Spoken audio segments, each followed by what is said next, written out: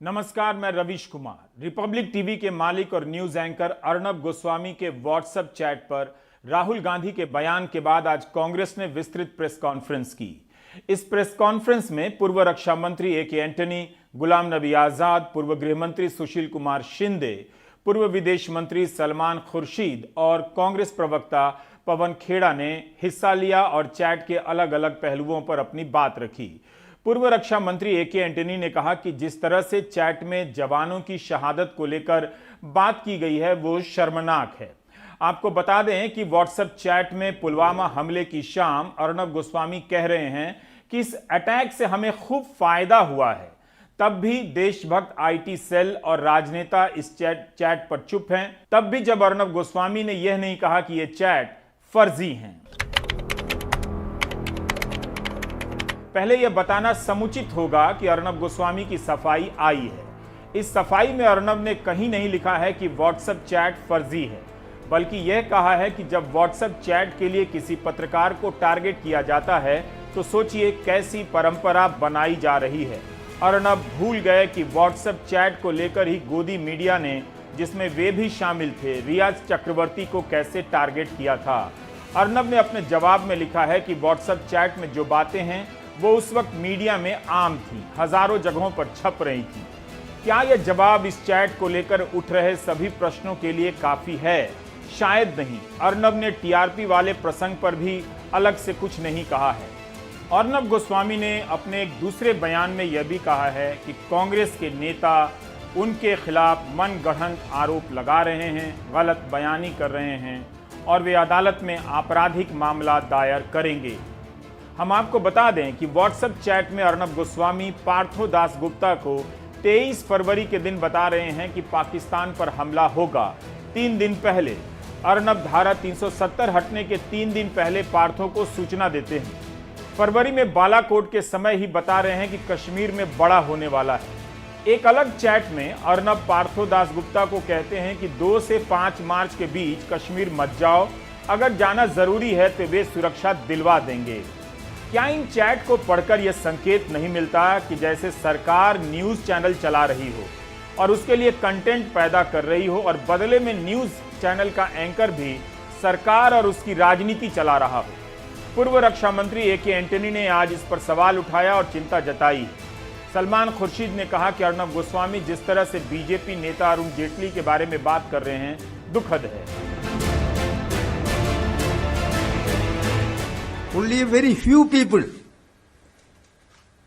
4 or 5 people were expected to know about the civilians, know the details of the military operations. Even not all the cabinet ministers are not expected. Only very few, handful of people.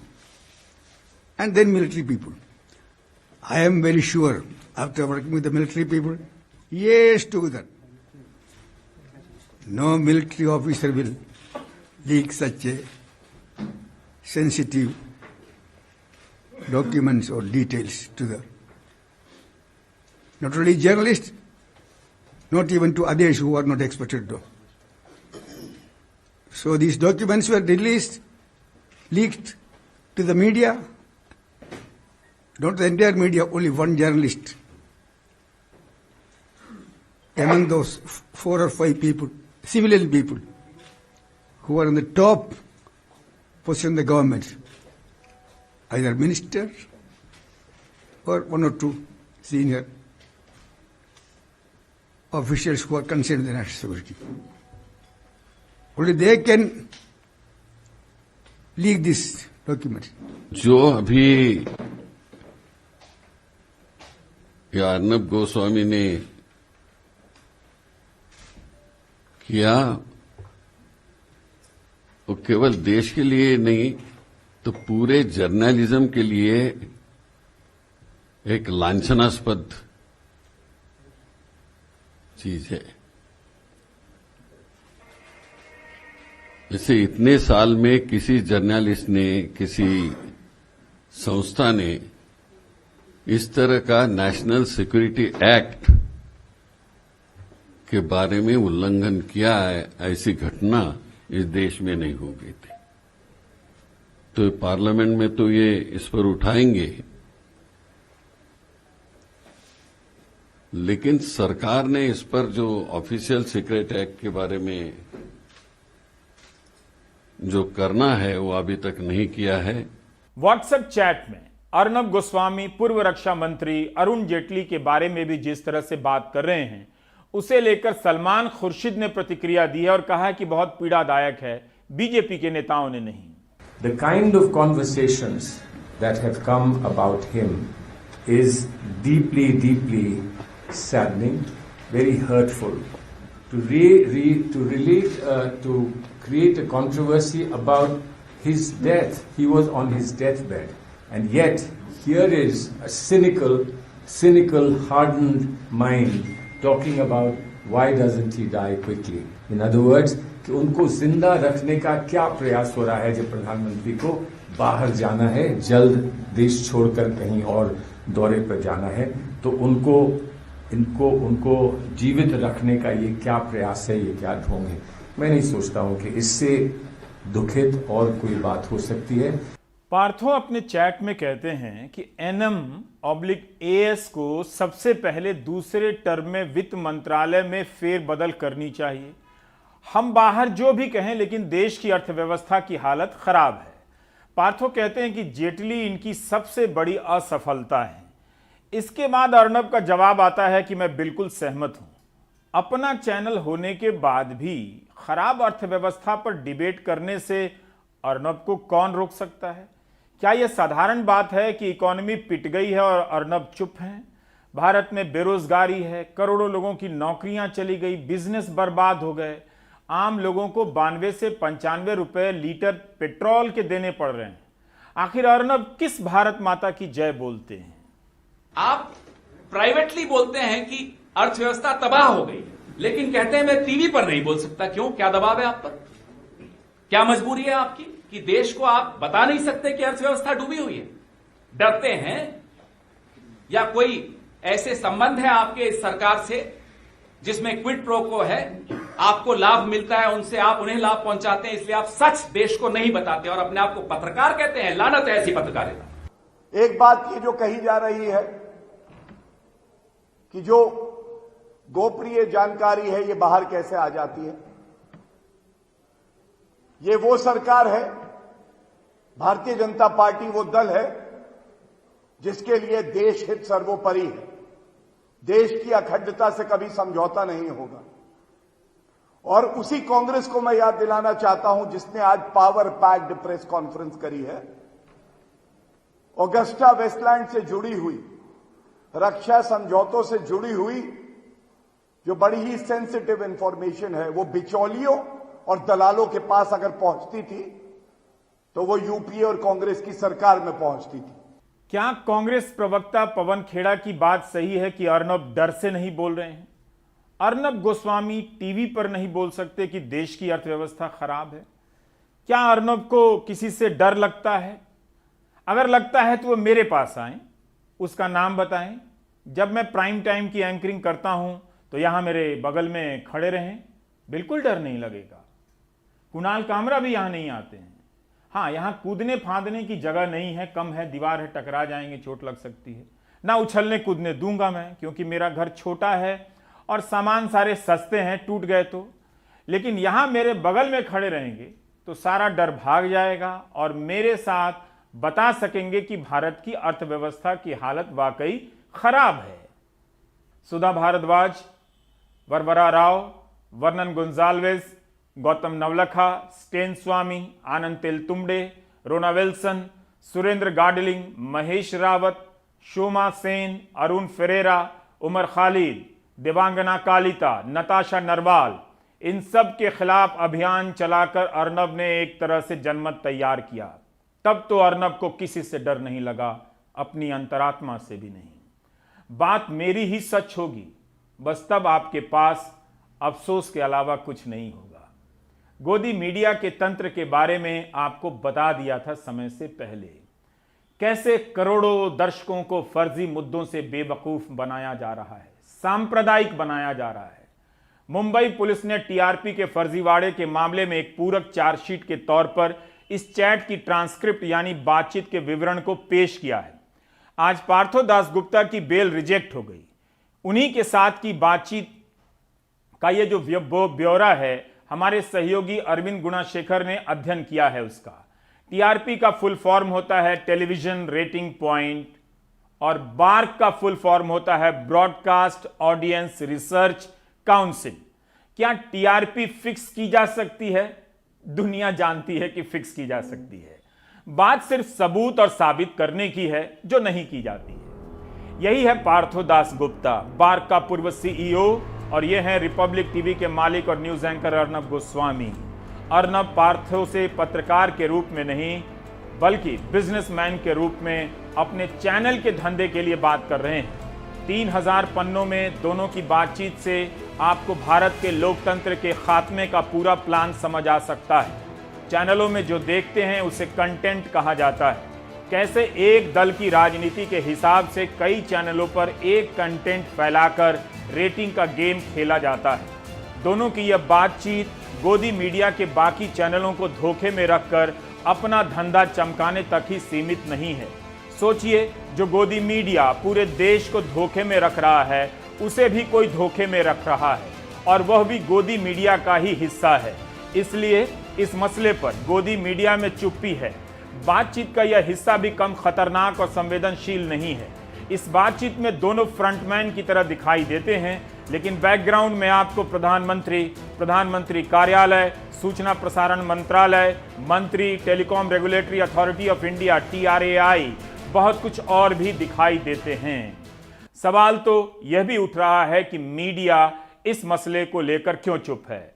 आप अपने हिंदी अखबारों को check कर सकते हैं कि इस खबर की विस्तृत रिपोर्टिंग हुई है या 2-4 लाइन में ही निपटा दिया गया है। न्यूज ब्रॉडकास्टर्स एसोसिएशन NBA ने अर्नब के चैनल के खिलाफ कार्रवाई करने की मांग की है। सोचिए, न्यूज चैनलों की नियामक संस्था जिसके सब सदस्य हैं, अर्नब के खिलाफ एक्शन की मांग कर रही है, तब भी कई चैनलों पर इसका कवरेज या तो नहीं है या महज औपचारिकता भर है।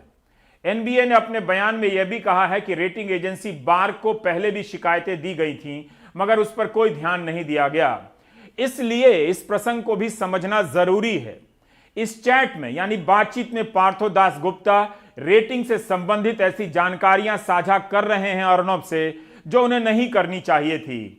उनका काम था ऐसी जानकारियों को गुप्त रखना, क्योंकि इससे दूसरे चैनलों के बिजनेस पर असर पड़ रहा था। रिपब्लिक ऑफ इंडिया के प्रधानमंत्री रिपब्लिक चैनल देखते हैं, जिनके एंकर व्हाट्सएप में फिक्सिंग की बात करते हैं। कैसे, आइए दिखाता हूं। अर्नब गोस्वामी कहते हैं कि हमारी बातचीत के बाद मैंने प्रधानमंत्री से बात की, बुधवार का कंफर्म है या हमारे बीच की बात है, बात क्या है इसका जिक्र नहीं है। पार्थो दासगुप्ता कहते हैं ओके ग्रेट। अर्नब गोस्वामी कहते हैं उनके कमरे में हमारा चैनल चलता है। पार्थो दासगुप्ता कहते हैं आपको फोटो लेकर उसका विज्ञापन निकालना चाहिए।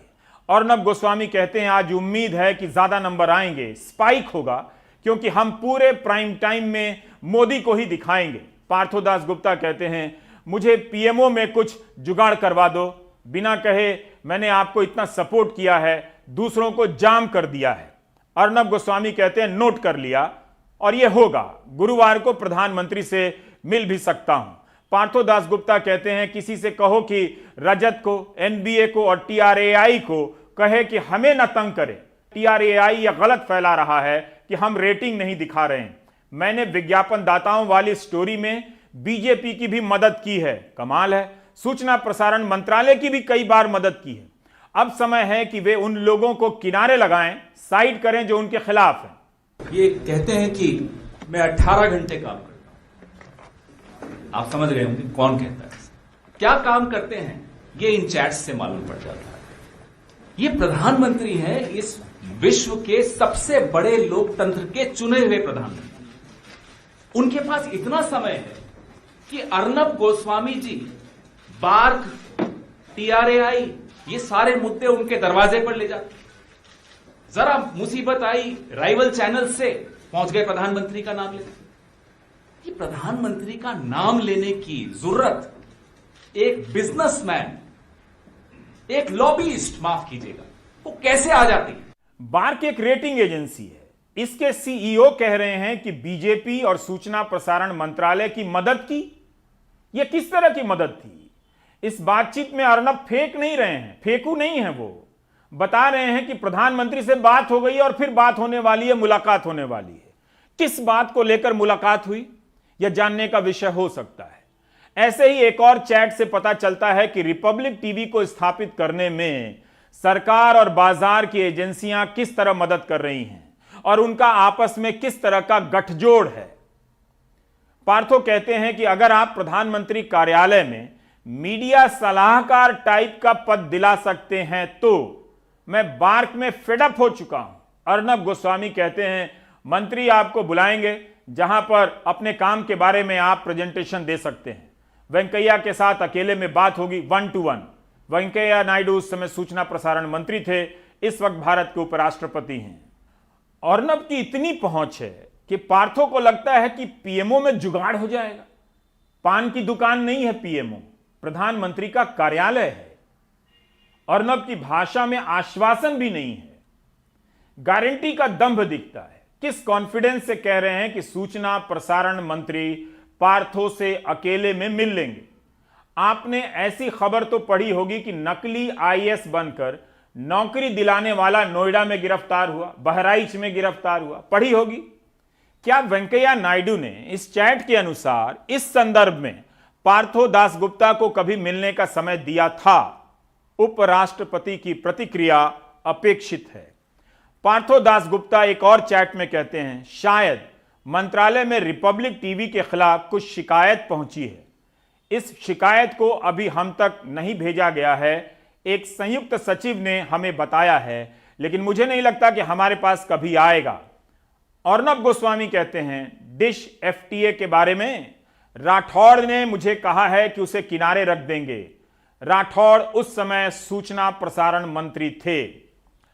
अब यहां आपको डिश एफटीए का मामला बताना चाहता हूं। एफटीए का मतलब हुआ फ्री टू एयर। आप जानते हैं कि गांव गांव में फ्री डिश के जरिए कई चैनल देखे जाते हैं। 11 दिसंबर 2020 को आयुष तिवारी ने न्यूज लॉन्ड्री के लिए रिपोर्ट की थी। इस रिपोर्ट की बातों से जब आप इस चैट की बातों को मिलाकर देखेंगे तो पता चलेगा कि बातें हवा में नहीं हो रही हैं। मामला यह है कि अर्नब गोस्वामी के चैनल ने दूरदर्शन के फ्री डिश चैनल का गलत इस्तेमाल किया। न्यूज लॉन्ड्री के अनुमान के अनुसार इससे प्रसार भारती को 52 करोड़ का नुकसान हुआ। डीटीएच एफटीए पर अपना चैनल दिखाने के लिए ब्रॉडकास्टर को किसी एक स्लॉट को खरीदना पड़ता है, जिसकी नीलामी होती है, करोड़ों रुपए की फीस देनी होती है। जबकि रिपब्लिक टीवी ने फीस नहीं दी, मुफ्त में रिपब्लिक और जी के 8 चैनल समेत 32 प्राइवेट चैनल डीडी के फ्री डिश पर दिखाए जाने लगे। इससे सरकार के राजस्व को नुकसान हुआ, न्यूज लॉन्ड्री की रिपोर्ट कहती है। क्या यह वजह है कि बाकी न्यूज चैनल भी इस रिपोर्ट को लेकर चुप हो गए? क्योंकि बाकियों की भी पोल खुल सकती है, खुल रही है। अर्नब कह रहे हैं कि तब के सूचना प्रसारण मंत्री ने शिकायतों को किनारे रखने का वादा किया है। मंत्री को क्या दिलचस्पी है 52 करोड़ के नुकसान की फाइल किनारे रखने में? 52 करोड़। इस चैट से आयुष तिवारी की रिपोर्ट तो और पुख्ता होती है। क्या सरकार को खुद से कार्रवाई नहीं करनी चाहिए थी? अर्नब ने जो बयान जारी किया है व्हाट्सएप चैट पर, उसके अंत में भारत माता की जय, जय हिंद लिख दिया है। क्या यह लिख देने से आप सभी कानून से ऊपर हो जाते हैं? क्या झूठ पर पर्दा डालने के लिए भारत माता की जय बोला जाना चाहिए? मेरी माने तो भारत माता की जय तभी बोलें जब आप प्रातः स्नान करें, ध्यान करें, मन में किसी प्रकार का झूठ ना हो, कपट ना हो, मन आपका पवित्र हो। क्या अर्नब की जगह कोई और पत्रकार होता और उसके चैट से ऐसी संवेदनशील सूचनाएं पकड़ी जाती तो सरकार चुप रहती? अब आगे बढ़ते हैं टीआरपी वाले हिस्से की तरफ। एक चैट में पार्थो दासगुप्ता कहते हैं कि हम हर दिन की रीच के आंकड़े किसी को नहीं देते हैं। रीच, खुश हूं कि टीम्स अनधिकारिक रूप में सहयोग कर रही है। दिल से शुभकामनाएं बॉस, लेकिन बार की तरफ से नहीं। मैं सच में चाहता हूं आप सफल हों। एक खास समय में कितने लोग किसी एक चैनल को 1 मिनट तक देखते हैं, इस डेटा को रीच कहते हैं, डेली रीच डेटा कहते हैं। यह डेटा हफ्ते में 1 बार आता है, लेकिन रिपब्लिक टीवी को उसी दिन दिया जा रहा है, जिससे पता चल गया उसे कि किस स्टोरी को दिखाने से, किस मुद्दे को दिखाने से टीआरपी ज्यादा मिलती है। तो आपने देखा कि भारत माता की जय बोलने वाले अर्नब गोस्वामी के चैनल के नंबर 1 होने का राज क्या है? Do you get my point? What will you do when there will be no democracy? Check. If you will at least be allowed to play gilli danda or not. Check. आप कह सकते हैं एक तरीके का रेटिंग चोरी है। ये टीआरपी स्कैम नहीं है, रेटिंग चोरी है।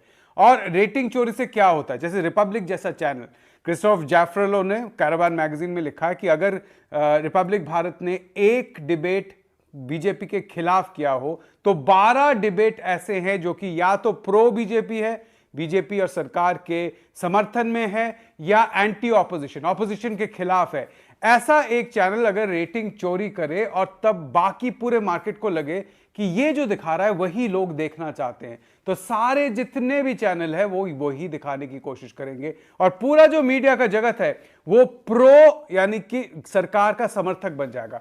एक किसी शख्स ने कहा था कि पत्रकारिता क्या है? पत्रकारिता वो है जो कहीं कोई सेठ या बाबू या नेता या कोई सत्ताधारी या बलवान आदमी रोकना चाहता है, वही पत्रकारिता है। बाकी सब पीआर है, पब्लिक रिलेशन है। ये पीआर का जो जर्नलिज्म है, पूरा जर्नलिज्म का जगत वही पीआर के जर्नलिज्म में फंस जाता है, उस दलदल में। और ये भारत में डेमोक्रेसी के लिए खतरा है। ऐसे चैनल जब रेटिंग चोरी करते हैं तो पूरा न्यूज मार्केट एक तरफ हो जाता है, सरकार के समर्थन में हो जाता है और सवाल जो पूछते हैं उनके खिलाफ खड़ा हो जाता है। अर्नब और पार्थो की बातचीत में और भी चैनलों के नाम आते हैं जिन्हें अर्नब ठिकाने लगाने की बात करते हैं। इन सबको घाटा हुआ है बिजनेस में, लेकिन चुप्पी इसलिए है क्योंकि संरक्षण देने वाला कोई और है और वो एक है। सबका मालिक एक है, ट्रक के पीछे लिखा होता है। पार्थो दास गुप्ता आइडिया देते हैं कि इंडिया टुडे की जानकारी प्रेस में लीक कर दो। एक चैट में पार्थो दास गुप्ता अर्नब को बता रहे हैं कि दिल्ली, बॉम्बे और कोलकाता के बाजार पर कब्जा करना है। अभी उनका प्रभाव बेंगलुरु और चेन्नई में ही है। एक दूसरे चैट में पार्थो दास गुप्ता अर्नब को बताते हैं कि रेटिंग कैसे बढ़ाई जाती है, कहां कहां पर चैनल का विज्ञापन दिखाना चाहिए। एक अन्य चैट में पार्थो दास गुप्ता कहते हैं कि बार के भीतर कुछ ऐसे फैसले लिए जा रहे हैं जिससे आपको नुकसान हो सकता है। अर्नब कहते हैं कि बार के ज्यादातर सदस्य तो उनके संपर्क में हैं। सब कुछ मुंबई पुलिस को साबित करना होगा, मगर यह आसान नहीं। इस चैट से प्रधानमंत्री, प्रधानमंत्री कार्यालय, कई सूचना प्रसारण मंत्री, प्रसार भारती, TRAI की भूमिका सामने आती है। जाहिर है इसकी जांच मुमकिन नहीं है। इस तरह की जांच आप भी जानते हैं कि सिर्फ विपक्ष की सरकार के खिलाफ, उसके विधायक के खिलाफ या नेताओं के खिलाफ या सवाल करने वाले पत्रकारों के खिलाफ ही हो सकती है। अर्नब तो यह भी कह रहे हैं कि 2 महीने में जब बीजेपी सत्ता में आएगी तो TRAI को ही कमजोर कर देगी। और उनके जो चैट्स आए हैं अर्नब गोस्वामी और पार्थो दास गुप्ता के अमित शाह के विषय में, चौंका देते हैं। पार्टी के प्रेसिडेंट हैं आप, आपका क्या हक बनता है कि TRAI जो कि एक ऑटोनोमस एजेंसी है, उसकी गतिविधियों में आप हस्तक्षेप कर रहे हैं, उसको इन्फ्लुएंस कर रहे हैं, उस पर दबाव डाल रहे हैं क्योंकि अर्नब गोस्वामी चाहता है आप उस पर दबाव डालें। यह किसी पार्टी के राष्ट्रीय अध्यक्ष का काम है। पार्थो दास गुप्ता को मिलवाने ले जाया जा रहा है अमित शाह से। क्यों साहब, क्या बात हुई वहां? आप अपने राइवल्स को फिक्स कर रहे हैं। अलग अलग चैनल्स के बारे में जिक्र है कि उनको फिक्स करिए, बार्क को फिक्स, TRAI को फिक्स करिए, उस पर दबाव डालिए। How can the president of the party so brazenly interfere in policy matters to help a media house, to help a businessman at the expense of others? MK Venu कहते हैं कि यह मामला सिर्फ अर्नब तक सीमित नहीं है, सिर्फ रेटिंग में छेड़छाड़ तक सीमित नहीं है। इस चैट को देखते हुए आप समझ सकते हैं कि गोदी मीडिया ऐसे ही नहीं बना है। यह एक सिस्टम का नाम है जिसका एक संरक्षक है, सबका मालिक एक है। BARC जो एक इंडस्ट्री बॉडी है, सेल्फ रेगुलेटरी बॉडी, जो TRPs को गवर्न करती थी, ये बिल्कुल फेल हो चुकी है और ये BARC की विश्वसनीयता अब खत्म है और इसको पूरी तरह इसको बंद करके एक नया कमीशन एक सेटअप करना पड़ेगा जिसमें विश्वसनीय लोग हों, जिसमें इंडस्ट्री के लोग, जो मीडिया के जो प्रमोटर्स हैं, उनसे इसको दूर रखा जाए और इस कमीशन में रिटायर्ड जजेस सुप्रीम कोर्ट के और रिटायर्ड एडमिनिस्ट्रेटर्स जिनकी अच्छी क्रेडिबिलिटी हो उनको रखा जाए और एक नए सिस्टम को लाने की जरूरत है। इसलिए मैं कहूंगा कि जो नेशनल ब्रॉडकास्टर्स एसोसिएशन का जो वक्तव्य आया है आज कि BARC को ही चलने दीजिए और BARC को रिपब्लिक टीवी के TRPs को सस्पेंड कर देना चाहिए और जब तक कोर्ट का ऑर्डर नहीं आता तब तक BARC ही ये इन सब चीजों की देखरेख करे, इससे मैं सहमत नहीं हूं। BARC की विश्वसनीयता बिल्कुल खत्म हो चुकी है। आप क्रोनोलॉजी समझिए, किसी ना किसी टॉपिक में पाकिस्तान लाकर एंकर ऐसे मजमा जमाएगा, बताएगा जैसे वही अकेला पाकिस्तान से लड़ रहा है, सेना नहीं लड़ रही है। लेकिन आपको वो अपना खेल नहीं बताएगा कि कैसे पाकिस्तान का नाम लेकर हिंदुस्तान को खोखला कर रहा है। सुनील सिंह हमारे सहयोगी बता रहे हैं कि TRP वाले केस की मौजूदा स्थिति इस वक्त क्या है। अब तक उस पूरे मामले में 15 लोगों की गिरफ्तारी हो चुकी है और 2 बार चार्जशीट भी फाइल हो चुकी है। हजारों पन्ने की चार्जशीट में ढेर सारे सबूत दिए गए हैं। आरोप ये लगा है कि रिपब्लिक टीवी की TRP बढ़ाने के लिए एक तो बैरोमीटर में छेड़छाड़ की जा रही थी, लोगों को रिश्वत देकर ज़्यादा लोगों को देखने के लिए कहा जा रहा था और दूसरा ड्यूअल फ्रिक्वेंसी पर भी चैनल चलाया जा रहा था, यानी कि एक ही चैनल 2 अलग अलग फ्रिक्वेंसी पर चलाया रहा था, जिससे कि अपने आप में TRP जो है कि बढ़ जाती है। तो ये सब खेल जो है, जो बार के पूर्व सीईओ हैं पार्थो दास गुप्ता, उनसे मिलकर खेला जा रहा था। तो इस संबंध में वो उनकी गिरफ्तारी हो चुकी है। वो इस समय उनकी तबीयत खराब है, JJ अस्पताल में उन्हें भर्ती कराया गया है। आज ही अदालत ने उनकी जो जमानत अर्जी थी उसको खारिज कर दिया है। इस जांच आगे चल रही है, अभी और सी बहुत सी गिरफ्तारियां हैं इसके संदर्भ में। मामला हाईकोर्ट में भी लंबित है और खुद जो है कि अर्नब गोस्वामी भी इस पूरे मामले को लेकर संदेह के घेरे में हैं। उन पर भी गिरफ्तारी की तलवार कहीं ना कहीं लटक रही है। मुंबई पुलिस ने सबूत के तौर पर रिपब्लिक नेटवर्क का फॉरेंसिक ऑडिट भी करा चुकी है ताकि उसमें और भी कुछ सबूत और जानकारी इकट्ठा कर चुके। मुंबई पुलिस ने तो TRP स्कैम की चार्जशीट में उन जानकारी को लगाकर एक तरह से सार्वजनिक कर दिया है। महाराष्ट्र की सरकार कह रही है कि हम उस मामले में आगे की एक समिति बिठाई जाएगी और फिर आगे जांच का आदेश दिया जाएगा।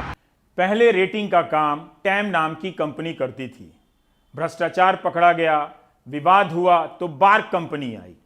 अब इसकी भी पोल इस तरह से खुल गई है। फिर एक नया सिस्टम आएगा, एक नई कंपनी आएगी और आपकी आंखों में धूल झोंका जाएगा कि अब सब कुछ ठीक होगा, लेकिन होगा वही जो टैम के समय से चला आ रहा है। सोचिए, यह उस देश का हाल है जो 5 ट्रिलियन इकोनॉमी बनने का ख्वाब देखता है, लेकिन अरबों रुपए के विज्ञापन देने के लिए उसके पास इस तरह के फर्जी सिस्टम है, या ऐसा सिस्टम है जहां फर्जीवाड़ा आसानी से चलता है। अनिंद्यो चक्रवर्ती ने भी बताया और फिर से बताना जरूरी है कि अर्नब गोस्वामी उस सिस्टम का नाम है जिसके तहत विपक्ष को खत्म किया जा रहा है। विपक्ष को दिखाया नहीं जाता है, आपके दिमाग में यह बिठाया जाता है कि विपक्ष कहां है। आप चेक करें कि उनके मसले पर कांग्रेस ने जो प्रेस कॉन्फ्रेंस की है वो कहां कहां दिखाया गया है, कहां कहां छपेगा। कैरवा पत्रिका के दिसंबर अंक में अर्नब के डिबेट का विश्लेषण छपा है। क्रिस्तोफ जफरलॉट और विहंग जुमले ने किया है। इस रिसर्च में रिपब्लिक टीवी और NDTV 24/7 के डिबेट की तुलना की गई है 2 अंग्रेजी चैनलों की। मई 2017 में रिपब्लिक चैनल के शुरू होने से लेकर अप्रैल 2020 तक कुल 1779 डिबेट का अध्ययन किया गया।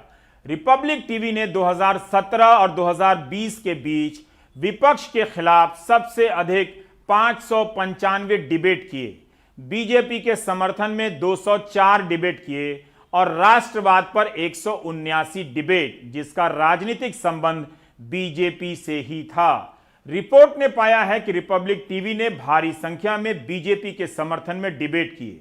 अगर 100 डिबेट विपक्ष के खिलाफ हुए तो बीजेपी के खिलाफ सिर्फ 8, वो भी सामान्य नेताओं के खिलाफ। बीजेपी के खिलाफ होने वाले डिबेट में प्रधानमंत्री की आलोचना नहीं की गई। इनमें योगी आदित्यनाथ, मेनका गांधी, एमजे अकबर और प्रज्ञा सिंह ठाकुर की आलोचना की गई। विपक्ष के खिलाफ किए जाने वाले डिबेट में ज्यादातर केवल कांग्रेस और गांधी परिवार की आलोचना की गई। 2019 के आखिरी महीनों से लेकर 2020 के शुरुआती महीनों में रिपब्लिक टीवी ने नागरिकता कानून विरोधी आंदोलन की आलोचना करते हुए 54 डिबेट किए। इसमें से 30% शाहीन बाग पर थे। तो इस तरह से आप देखेंगे कि तमाम न्यूज चैनलों के जरिए विपक्ष पर हमला बोला गया। जनता सरकार से सवाल करना चाहती है, लेकिन गोदी मीडिया का सिस्टम विपक्ष से सवाल करने लगा, विपक्ष को दिखाना बंद सा कर दिया। यह काम सिर्फ रिपब्लिक टीवी ने नहीं किया, बल्कि ज्यादातर न्यूज चैनलों ने किया और अखबारों ने भी। कितनी बार कहा है, आज फिर कहता हूं, गोदी मीडिया भारत के लोकतंत्र की हत्या कर रहा है, कर चुका है। ब्रेक के बाद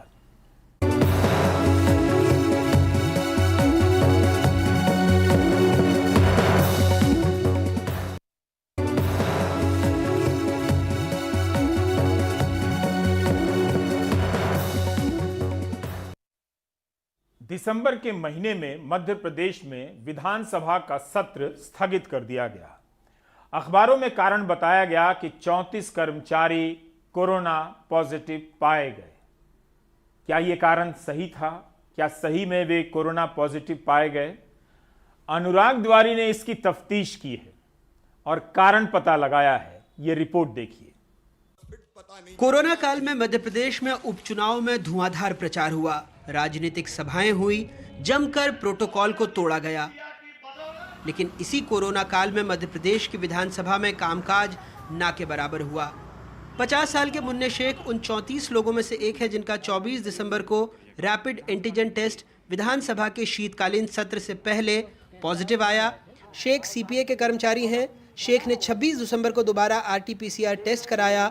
28 दिसंबर को उन्हें मैसेज मिल गया कि वो कोरोना संक्रमित नहीं है।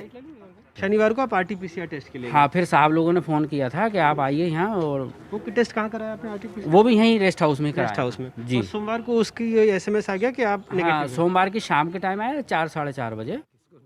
54 साल के कालीचरण भी सीपीए में सफाई कर्मचारी हैं। वो विधानसभा जाते भी नहीं। 24 दिसंबर को रैपिड एंटीजन में वो पॉजिटिव निकले। 26 दिसंबर को लिए गए नमूने के परीक्षण में नेगेटिव। आपका भी है कि आपका भी पॉजिटिव हुए ही नहीं? सर अब मुझे तो नहीं लग रहा सर, ऐसा कुछ नहीं। 27 दिसंबर को सर्वसम्मति से स्पीकर ने जो सर्वदलीय बैठक बुलाई थी, उसमें स्वास्थ्य विभाग के अतिरिक्त मुख्य सचिव ने प्रेजेंटेशन दिया, बताया कि कोरोना की भयावहता में सत्र क्यों नहीं बुलाना चाहिए। विधानसभा में हुई इस बैठक के मिनट्स की एक्सक्लूसिव कॉपी एनडीटीवी इंडिया के पास है, जिसमें दावा किया गया था कि एमएलए रेस्ट हाउस में 281 में से 67 लोग कोरोना संक्रमित हैं। इस मुद्दे पर सत्ता पक्ष और कांग्रेस में जमकर तकरार भी हुई। पूर्व संसदीय कार्य मंत्री गोविंद सिंह ने अपना ऐतराज भी दर्ज कराया, लेकिन बाद में कांग्रेस के ही वरिष्ठ नेताओं के सुर ढीले पड़ गए। कुछ कर्मचारियों को ये बता के कि वो पॉजिटिव हैं, उनका कोरोना टेस्ट हुआ, जो कि वहाँ के नहीं थे प्रेमाइसेस के, ये सीपीए में काम करने वाले मजदूर थे। और ये इसको मैं कहूँगा स्कैम। आप लोग भी सर्वदलीय बैठक में क्यों मान गए? सर्वदलीय बैठक में जिस तरह से आंकड़े प्रस्तुत किए कि ये भयावह स्थिति है और इस भयावह स्थिति में कोरोना फैल सकता है, सर्वदलीय बैठक गुमराह की शिकायत हुई। तो बहुत सारी कमेटियां तो बनी नहीं है कि आप लोग प्रिविलेज वगैरह में इसको उठाने की निश्चित तौर पर प्रिविलेज कमेटी अभी बनाई नहीं है, लेकिन प्रिविलेज कमेटी में मामला आएगा। संसदीय कार्य मंत्री नरोत्तम मिश्रा ने ये कहते हुए मामले को टाल दिया कि केवल विधानसभा अध्यक्ष या अधिकारी इस पर टिप्पणी कर सकते हैं। ये और बात है कि विधानसभा अध्यक्ष ने हमें मिलने का वक्त नहीं दिया। ये जानकारी आपको विधानसभा के प्रमुख सचिव या माननीय विधानसभा अध्यक्ष देंगे। ऐसा नहीं है कि बुनियाद उसकी रखी गई थी जैसा आप कह रहे हैं। जानकारी से बेहद गंभीर मामला मानते हैं। ये बहुत गंभीर मामला है और संसदीय मामलों में इसे विधानसभा के अवमानना कहते हैं। ये सभा के सदस्यों को विधानसभा में आने से रोकने का जो उनका विशेषाधिकार है, उसको रोकने का प्रयास है। और अगर ये सिद्ध होता है तो उसमें जेल तक का प्रावधान है। इस सत्र में संसदीय परंपराओं को ताक पर रखने का एक और नमूना दिखा जब आयुक्त स्वास्थ्य सेवा ने विधानसभा सचिवालय को खत लिखा। इसमें वो विधानसभा को निर्देश देते नजर आए। 17वें नंबर पर वो लिखते हैं, लंबी बैठकों से बचने का सुझाव है, कम समय का सत्र रखना उपयुक्त होगा। 19वें नंबर पर वो लिखते हैं, विधानसभा के दैनिक क्रियाकलापों में केवल अत्यावश्यक कार्य करने की सलाह दी जाए। जानकार कहते हैं कि सरकारी अधिकारी की विधानसभा को लिखी ऐसी भाषा में चिट्ठी अभूतपूर्व है। कोई भी अधिकारी जब पत्राचार विधानसभा से करता है तो प्रमुख सचिव विधानसभा के माध्यम से अध्यक्ष से पत्राचार करता है। अध्यक्ष को कोई अधिकारी ये निर्देश नहीं दे सकता कि कम समय की बैठक करिए या ये काम करिए या ये काम न करिए। ये सीधा सीधा विधानसभा के कार्यों में हस्तक्षेप है जो किसी अधिकारी को, यानी यहाँ तक कि मैं अगर कहूँ, अगर आप इसको स्पेसिफिक कहूँ मैं, तो महामहिम राज्यपाल भी विशेष अवसरों को छोड़ के कभी भी निर्देश विधानसभा को नहीं देते। महामारी को जिम्मेदार बताकर इस बार न तो सदन में बैठकें हुई और न विधायकों को उनके सवालों के जवाब मिले। विधायकों के अभी तक 3000 से ज़्यादा सवाल लटके हुए हैं। मौजूदा 15वीं विधानसभा में 16 मार्च 2020 को 17 बैठक प्रस्तावित थी, 2 बैठक हुई। 24 मार्च 2020 को 3 बैठक प्रस्तावित थी, 1 बैठक हुई, वो भी 1 घंटे 26 मिनट तक। 21 सितंबर को 3 बैठक प्रस्तावित थी, 1 बैठक हुई, वो भी सिर्फ 9 मिनट तक। मजे की बात यह है कि कोरोना के नाम पर 28 दिसंबर को सदन नहीं चला, लेकिन महज 3 दिन बाद 31 दिसंबर को सरकार ने कोरोना की कमी के नाम पर सिर्फ एक को छोड़कर प्रदेश के सारे कोविड केयर सेंटर बंद कर दिए।